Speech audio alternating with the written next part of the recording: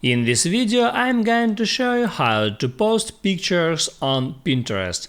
That is quite simple and easy to do, so let's begin. And first open up Pinterest application and there hit at your profile picture. Now here all you have to do to post a picture is just hit there at that plus sign and here select create a pin. So it opens up now your gallery, or you can hit on that camera icon and take a photo. I will select some photo from my gallery, let it be that photo for example, and then all I have to do is just hit next, and on that step there I can make a title for that photo. Also there I can set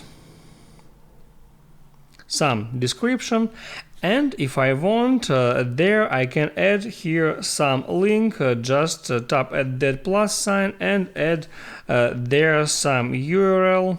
I'll add google.com and then hit on go, then tap on add link, and finally you can add there some alt text so you can describe your pin's visual details, and after that just hit next and select where you want to public your photo. It can be your profile or you can create a board. I'll select profile, and that's it. I have just saved the photo to my profile. You can refresh the page and you can see now that photo appeared right here at my profile.